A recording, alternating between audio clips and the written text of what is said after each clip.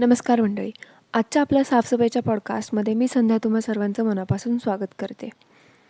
चला तर मग चांगली कानउघडणी करूयात चुकीचं मराठी बोलणाऱ्या, सतत रेंगाळलेल्या, सतत तोंडावरती 12 वाजलेल्या युरोपियन मातोश्री बोंबल ह्यांची. बोंबल मॅडमच्या नावातच बोंबल असल्यामुळे ह्या प्रत्येक गोष्टीची बोंबाबोंब करत असतात. ह्यात काही नवीनच नाही आहे. असंच अजून ह्यांनी एका नवीन गोष्टीची बोंबाबोंब चालू करायला सुरुवात केली आहे. आत्ताच मागच्या काही व्हिडिओमध्ये म्हणाल्या की ह्यांना व्हिटॅमिन डीची कमतरता झाली आहे. कमतरता वगैरे काही नाही आहे. व्ह्यूज कोसळलेत ना, म्हणून यांनी सिम्पती गेन करण्यासाठी आता ही अशी नवीन ट्रिक वापरली आहे. ह्या मॅडमनं व्ह्यूज कमी झाल्या की भारतात येण्याचा ढोंग करतात, नाहीतर हे असे ड्रामॅटिक व्हिडिओ बनवून ढोंग करत बसतात. काही टॉपिक मिळत नसले, व्ह्यूज कमी होत झाले की हे असं काहीतरी नाटक करत बसायचं. नाहीतरी ह्यांचं एक फेवरेट आहेच टॉपिक, इतर वेळी नऊवारी साडी नेसायचं आणि गावभर हिंडत बसायचं. पण आता यांनी एकदम नवीन अशा विषयाला हात घातलेला आहे. तो म्हणे व्हिटॅमिन डीची कमतरता. हा एवढा नॉर्मल आणि कॅज्युअल आजार आहे, पण ह्यांनी असं रंगरंगोटी करून पार ते मिल्किंग करून करून ते असं दाखवलं की हा किती गंभीर आजार आहे ते. अहो बोंबल मॅडम, माझ्या माहितीप्रमाणे व्हिटॅमिन डीचे ड्रॉप्स आहेत ना, आमच्या इथे ते जे नवीन जन्मलेले न्यूबॉर्न बेबीज असतात का, त्यांना पण देतात. पण ह्यात एवढी बोंबाबोंब करायचं काय आहे?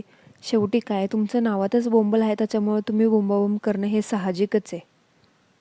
आणि काय हो, एवढं तुम्हाला त्रास होतोय तर मग कशाला घरकोंबडी बसून घरातच बसायचं? हां, जात जावं की जरासं बाहेर. बाहेर म्हणजे त्या केलाच्या शाळेपर्यंत नाही हो, किंवा कॉफी प्यायला नाही. तुमची शाळा, तुमचं कॉफी शॉप आणि तुमचं गार्डन सोडून पण आजूबाजूला तुमच्या इथे काही परिसर आहे ना, तिथे जायचं. घरकोंबडी बसून नाही राहायचं, म्हणजे असे प्रॉब्लेम्स नाही आहेत. आजकाल ना व्हिटॅमिन डीचा प्रॉब्लेम तर खूप लोकांना होते.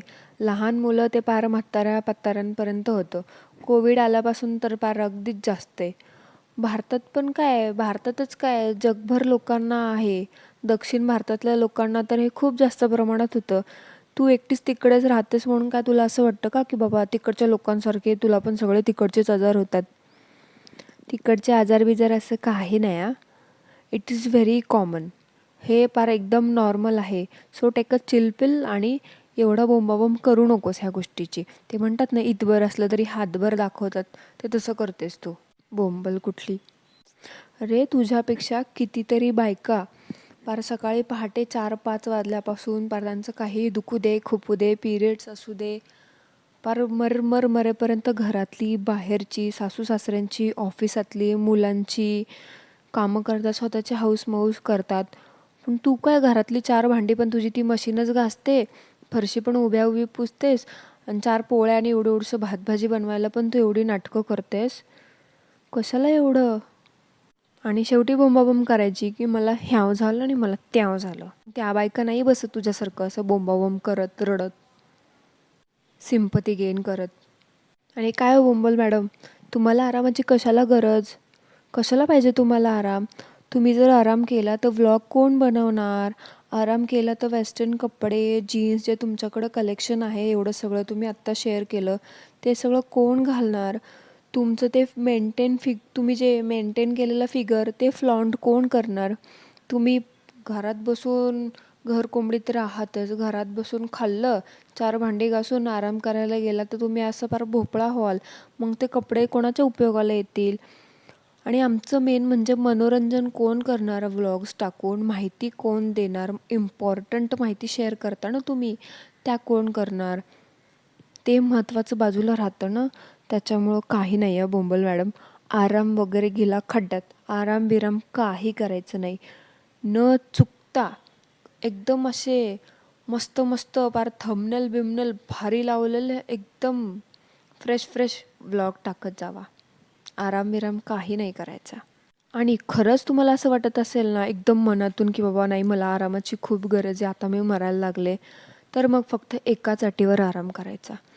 महिना काय, 2 महिना घ्या, पण कसलाही व्लॉग टाकायचा नाही, कसलीही दगदग करायची नाही.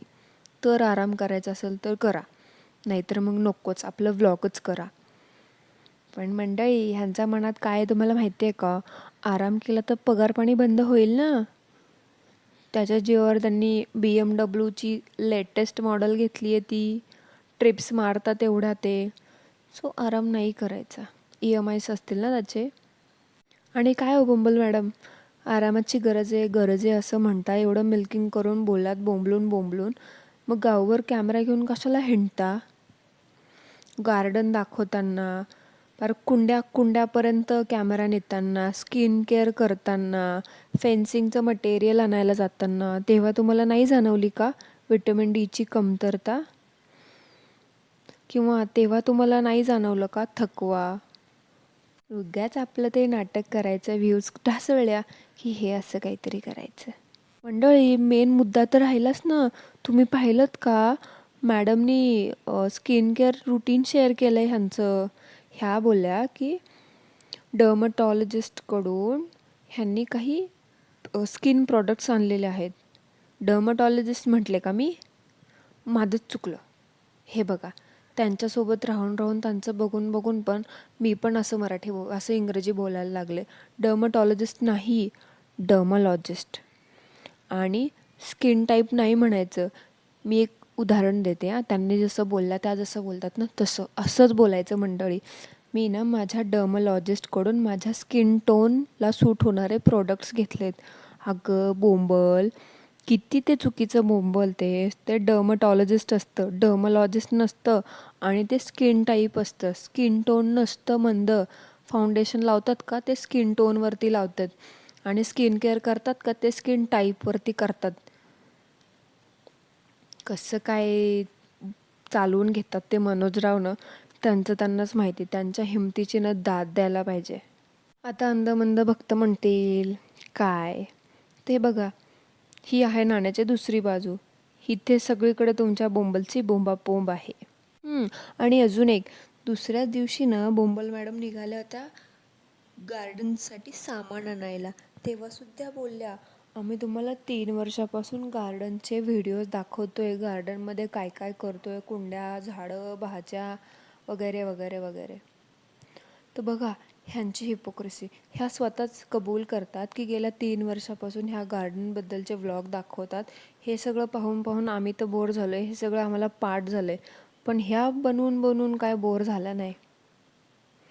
असो, खरेदी करायला, शॉपिंग करायला जाताना तेलकट, तुपकट, मैदा वगैरे खाताना ह्यांना व्हिटॅमिन डीची कमतरता नाही जाणवत, थकवा नाही जाणवत, बॉडी पेन नाही जाणवत, मूड स्विंग्स नाही जाणवत.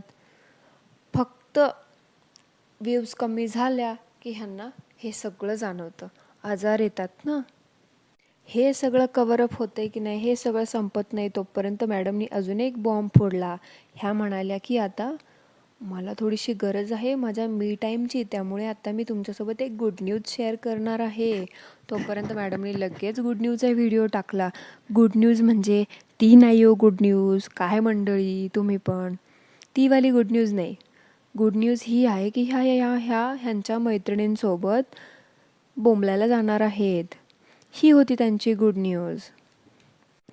आता ह्यांना व्हिटॅमिन डीची कमतरता नाही जाणवणार, आता ह्यांना थकवा नाही जाणवणार, आता ह्यांना काहीच नाही जाणवणार. अगं बोंबल, किती खोटं बोलशील, किती सिंपती गेन करशील.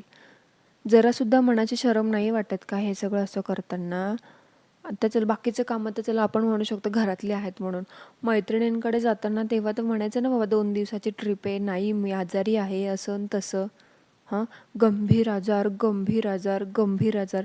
गंभीर आजार तुम्हाला बाहेर जायला परमिशन देतो का? का तुम्ही न ऊन पडणाऱ्या प्रदेशात चालला, नेदरलँड्सला ऊन नाही पडत का? Hypocrite person. नाही तर तुम्ही असं मनातल्या मनात असं म्हणत असेल मंडळी ही, कधी नाही ते मला ह्या इथं राहणाऱ्या बायकांनी किंमत दिली आहे, उगाचच आपण कशाला नाही म्हणायचं. एकतर आपले इंग्रजीचे वांदे, मराठीचे वांदे, कधी नाही ते ह्या निघाल्यात सगळे, आपल्याला इन्व्हाइट केले, आपण पण जावं, नाही तर परत कुठे असा पुन्हा पुन्हा चान्स मिळणार आहे. म्हणून मॅडमनी हा बोलल्या असतील, म्हणून मॅडम म्हटल्या असतील चलो बहती गंगा में हात धो लो. आणि काय, तर तुम्ही पण जा, तुम्ही पण असं मी टाईम एन्जॉय करा गर्ल्ससोबत, हे कर ते कर. तूच जा, नाही जायचं आम्हाला, आम्ही ठरवू आम्हाला जायचे का नाही जायचे, तू नको शिकू, ते तुझं तू बघ. आम्ही नाही तुझ्यासारखे लोकांचे बघून पिक्चर बघून ह्या बघून त्या लोकांचे स्टेटस वगैरे असलं आम्ही लोकांसारखं कॉपी नाही करत. आणि आम्ही तुझ्या एवढे रिकामटेकडे पण नाही आहेत की बाबा दुसऱ्याचा झिम्मा पिक्चर बघून झिम्मा 2 बघून आम्ही लगेच निघालो ट्रिप करायला. आम्ही एवढे रिकामटेकडे किंवा तुझ्यासारखे घरकोंबडे पण नाहीत की बाबा लगेचच त्याला हे करायला आणि ते करायला. त्यांनी उघडं नाचलं म्हणून आम्ही पण उघडं नाचणार नाही तुझ्यासारखे. तूच जा, कुठे जायचं तिकडे बोंबलत बस. कारण तर रिकाम टेकडीच आहे आणि घरकोंबडीच आहे. घरात बसून तुला तेच कामं करायच्या. उरलेला पडला वेळ तू व्लॉगिंग करत असतील, त्यातून पण अजून शिल्लक असेल, त्यात तुला आराम नाही करायचा, बोंबलत हिंडायचं आहे, तू तेच करणार आहेस. कर. आम्हाला नको सांगू काय करायचं नाही. तुझे सल्ले तुझ्यापाशी ठेव. घरकोंबडी कुठली. आणि घरात असतेस ना, त्याच्यामुळे तुला हे तुझ्यासारखे असले फालतू थुकरट आजार होतात.